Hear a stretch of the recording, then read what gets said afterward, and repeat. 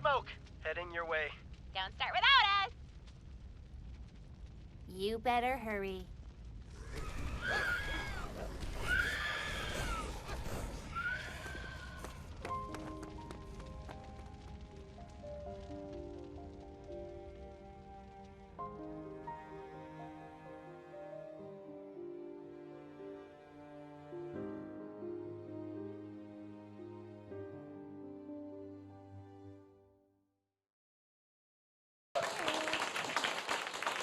Thank you for having us. It's amazing. Thank you very much. Thank you. Beautiful. You mind just going down the line, saying who you voice, just for the people out there who maybe aren't familiar? Oh, of course. I'm Lindsay Jones, and I voice Ruby Rose.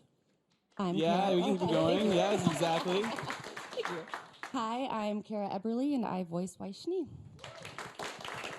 I'm Arryn Zech, and I play Blake Belladonna. I'm Barbara Dunkelman, and my mic is totally on. And I voice Yang Xiaolong. It's amazing. Well, I'm so excited for Volume 5 and for everybody out there to see it. I mean, what does it feel like for you guys to have it finally coming out for the crew out there? I'm so excited. I've waited so long for this. I feel like I don't remember any of it, so I'm going to be watching everything brand new, too. So Yeah. We are in RWBY, but we're also very big fans of RWBY. Exactly. So we're the first people to fangirl going, oh, it's coming soon. Oh, yeah. I think that the animation's going to be so great So this gorgeous. year. Especially because, last year was the first year they had started, using Maya. And now they have, all the amazing, techniques and all the tricks to use. So I think I'm more excited than the fans are. Probably. I don't know if that's possible, I don't know if actually. it's possible, but I'm always so excited when RWBY comes out. I'm counting down the days every season. Do you guys have a watching ritual? Because, I mean, again, being like voice actors, you're not really there for. You see it sort of after the fact. Do you guys have a ritual for that? Whatever I'm not in, I don't watch. Basically. No, that's not Hit the true. fast That's not forward true button. at all. That's absolutely not true. So we used to, our animation studio is in-house in Austin. And so I used to peek on our server at episodes before they were even done. Oh, you were sneaky about it. You're like Jason Bourning it out. Exactly. Yeah. So impatient. But now Barbara and I were animation- similar in that sense. We'd message each other like, did you see that? Cool. I do that too, totally, from Los Angeles. But now our animation studio is in a separate building because they have so many people. So now you have to break into a building. Exactly. It's a whole process. mask. Process now. Got to put on like a mask and everything. I watch it organically whenever it comes out. I think I'm a first member, by proxy, maybe. But I watch it as like a 3-year-old, essentially. The last season I watched, and whenever, I don't know what I should say, maybe not, when there was a big reveal about a character, I just lost it. So I really enjoy watching right as it comes out with everybody else. Oh yeah, same. I mean, I was the one that I never want to see anything till it's final. And it's always amazing because what the final product is almost never, it's better than you could envision in your head. Yeah, for sure. But as far as like preparing when you do go and record, I will always watch like the last few episodes from the last season to kind of, as a reminder of, a refresher of what had happened. Well, even with Barbara and I creeping on every single little bit of animation that helps progress the episode, Creeping it's is totally the true. right word. We stalk the animation department. I'm sorry, guys. But even with that, I mean, it's so rewarding as a voice actor. We read the scripts and obviously we visualize what's happening in the scene, but to actually see it come to fruition, and honestly, it's very different every time from what we picture. So it's very exciting for us to watch the full episode. Yeah, I mean, you guys play a bunch of badass girls. I mean, what's it like? What do you like about the characters in particular? Maybe each of you can sort of say what you love about your character in particular. Please. My character is way cooler than I am in real life, so I kind of live vicariously through her. I love how much passion and love she has for the people in her life, and that's something that I could relate to a lot.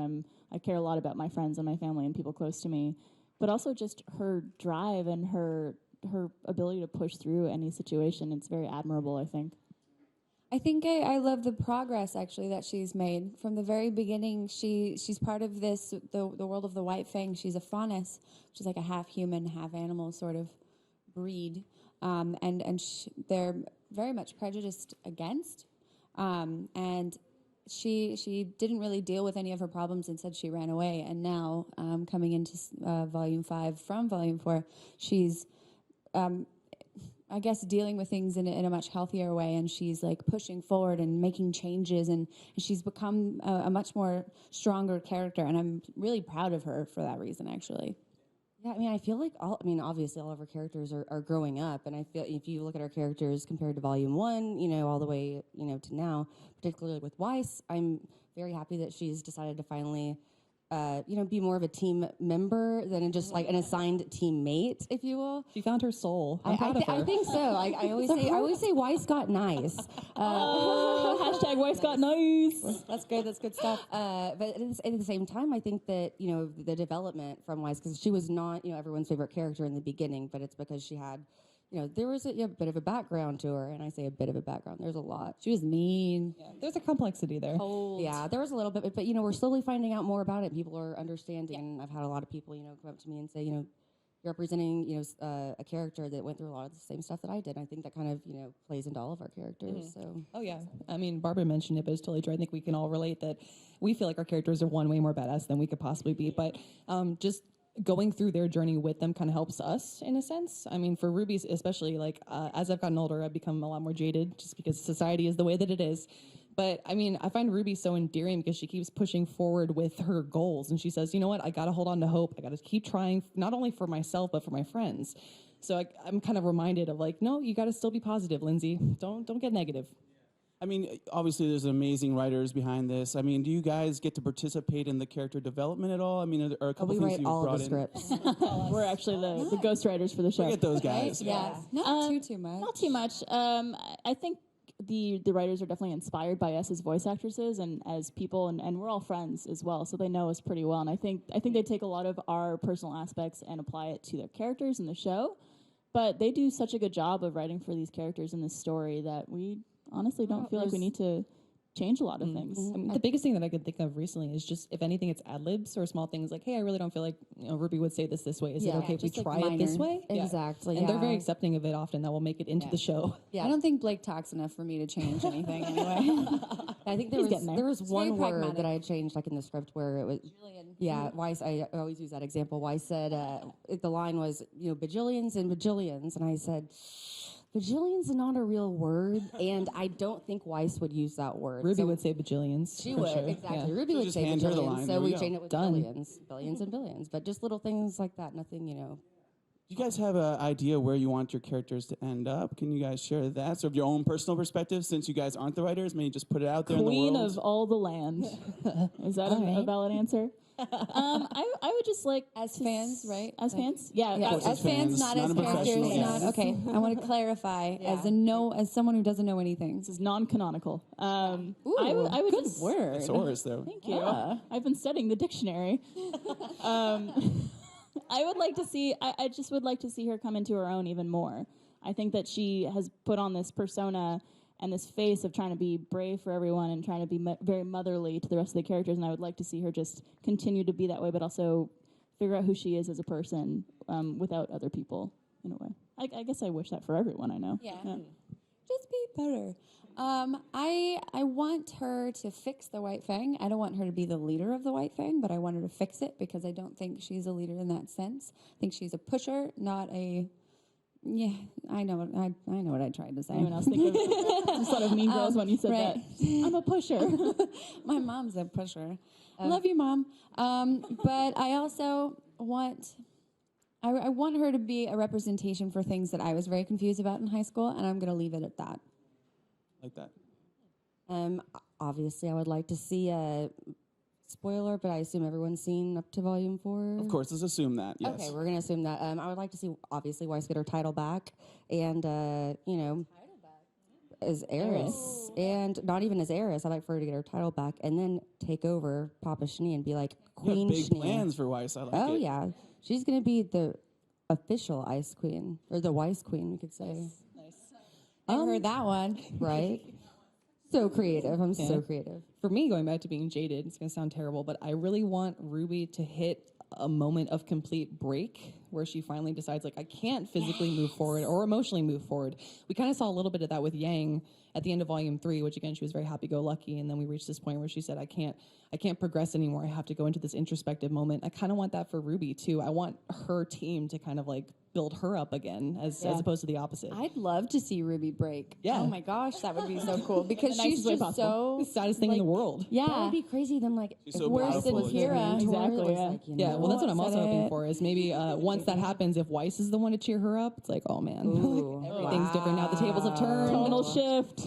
I like it. I mean, is there a particular, obviously you guys have what's on the page, but do you guys have any particular idols or people you look to for inspiration as far as female characters, or when you're voicing something, is there a mindset for you guys? I'm my own inspiration. I I mean, like that. There we go. no, I really do think that after so many years with these characters that there's no one for her anymore. I am her. She is me. That sounded really douchey.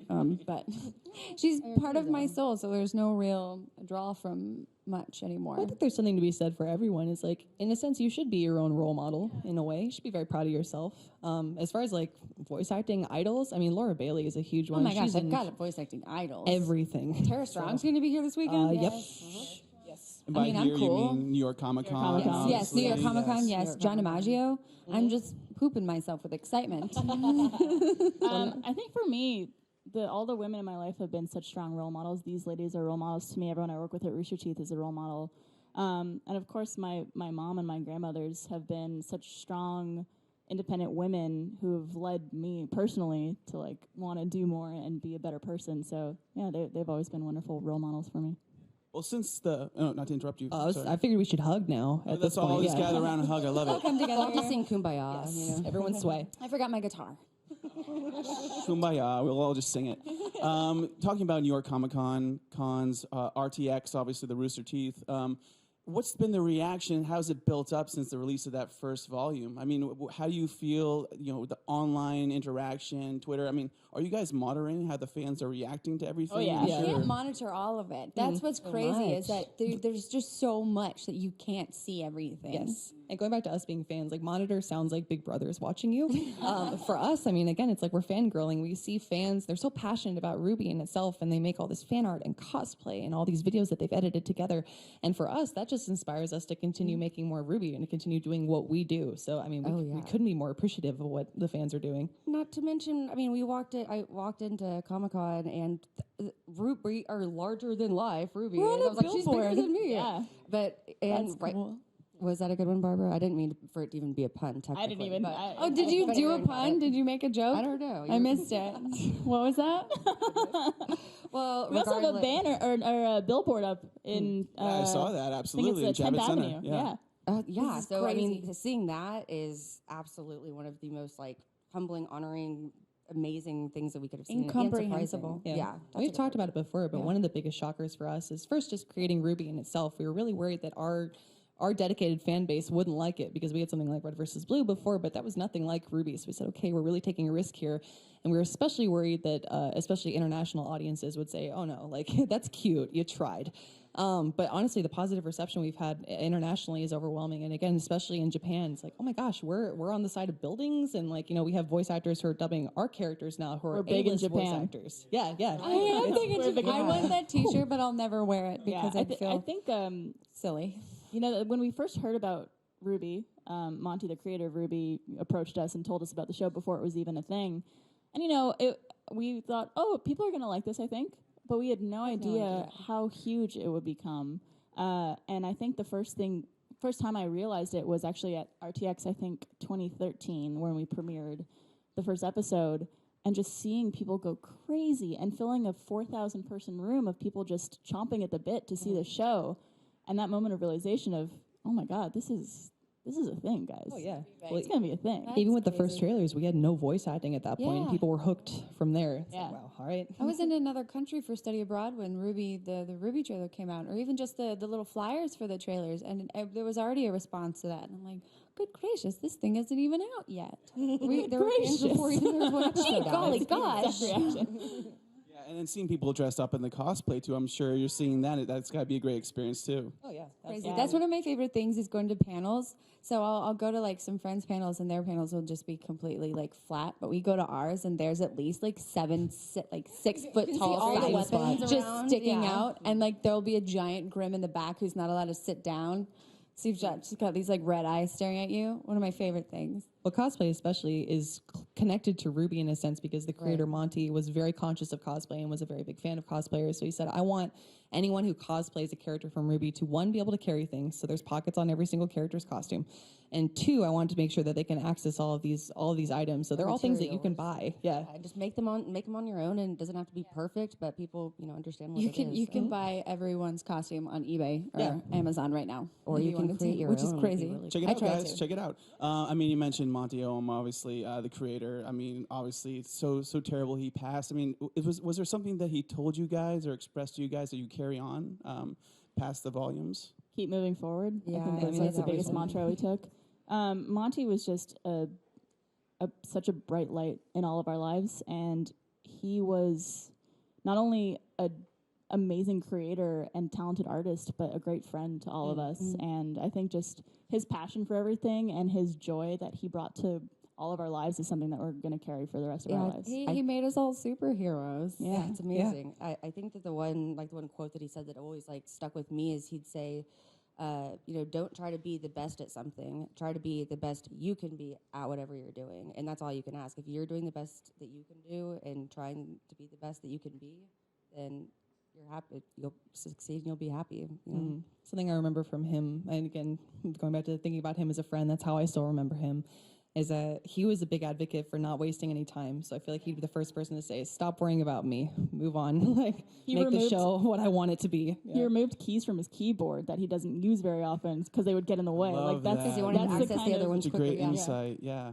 I'd love to hear, obviously, like you said, he made you superheroes, but you're walking around these cons and are walking around in the public where people maybe don't know you voice that character. Do you ever get someone who's like, oh, make the connection out of sorts? I was at New York Comic Con maybe 2-3 years ago, something like that, and I saw Blake, and I was like, I like your costume. She was like, thanks. That happens all the time where they don't realize it first. Oh, yeah. Well, they'll say thanks, and then they'll turn around and their friend will say something, Wait a and they're like, minute, that yeah. was right. She goes, oh, that's the Yeah, double we do it, takes. and we say like, "Oh, I like your cosplay," and they're like, "Thanks," and they walk away, and then we go, "Oh, you're gonna be so mad When later." you show up at the panel, later today, and you Yeah. see me in that chair, Well, it's even better because obviously I tweak my voice for Ruby, whereas you guys are somewhat similar. But it's even funnier when I meet people who are dressed as Ruby, and I'm like, hey, what's up? I play Ruby. They're like, I like doing that really? with Dr. Gray. Whenever at conventions, I'll have like photos of all of the characters that I've been, and they see Dr. Gray in the mix. They're like, "Wait a minute," and I'm like,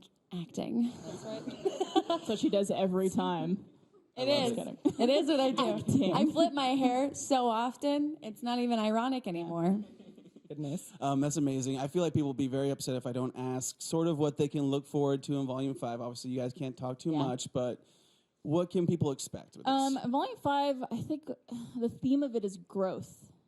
And I think, in the previous volume, all the team members were split up and they were kind of dealing with their own struggles. And I think this volume is about learning and growing. I feel like the last one was confrontation, and this one's the growth. I like that. I never really thought about that. I would also add rebuild onto that. Exactly. I mean, literally at the end of Volume 3, so much physically and emotionally is broken within Team RWBY. So now we're literally trying to get the team back together. So There's a lot of healing, I'd say, too, a little bit, too. in Volume 4, it was going back to what you should have dealt with or couldn't deal with while you were at school. And now that the school's gone. Oh my gosh. I've just said that out loud for the first time ever. It's like Harry Potter. is it real to you now? It is real. This was just a moment. And then this next volume is going to be the process of the rebuilding. And I enjoy that. I like that. I mean, we saw that teaser and everything looks stunning. I mean, it's beautiful. Is there a particular monster or character that you are really blown away by that maybe you didn't anticipate to look like that? Can you guys reference that? I like the water dragon. There's a specific name for it, but I don't know what it's called. It's the thing that Blake and Son fight. Well, yeah, like we the describe it Loch as the Ness sea monster. serpent. Yeah. Yeah. Love it. Sea serpent, yeah. I like the dragon Nevermore in Volume 3. I forgot about that guy. Unexpected and so creepy. Dragon Grim, yeah. Actually, creepy wave Dragon whacking Grim. wave inflatable arm tube band. You guys know what I'm the talking knuckle about. leaf? That creepy thing. I don't know how to pronounce it, but yeah. I was surprised, though, too, it was in Volume 1 or 2 when they're in class, and Weiss does the boar, the boar grim, pig. which is funny because Weiss, she's German, or obviously, but I'm German, and my last name is Eberle, which is boar hunter in German. So and I don't think that they no one even knew that at all, but I love that about it. So there's a fun fact. That's crazy. Goodness. I really like the Geist Grim because they have the ability to possess other things around them. So I kind of want to see, and again, this is not canon at all, but personally, Lindsay would like to see that potentially possess a person. Like that. Just throwing it out there. Spoiler alert. That's a little Like That's what Lindsay would like. Like Bloodbendy in Avatar. Yes. It's like a kind of creepy vibe to it. I dig it. I love it. Well, we have some questions out in the audience. We're going to start there. Oh, cool. Whoa. Hi. I'm a really big fan of the show. I'm really excited for the next volume. I was wondering if you guys could go into maybe how you created your voice for the character. I know some of you were saying that you use your own voice, and then you were saying that you modify your voice. Well, for me, obviously, if you watch Volume 1, you can tell that there's a little bit of a tonal shift from me between Volume 1 and Volume 2, or even just leading into Volume 2. So we weren't sure, for lack of a better term, like how innocent we wanted Ruby to sound, but I think we finally found a pitch that's perfect for her and kind of like reflects her age range as well. So, I mean, yeah, that's kind of the biggest thing that I can point to. As far as inspiration for the character, again, with that young innocence, I used to make fun of myself because I was a chubby kid.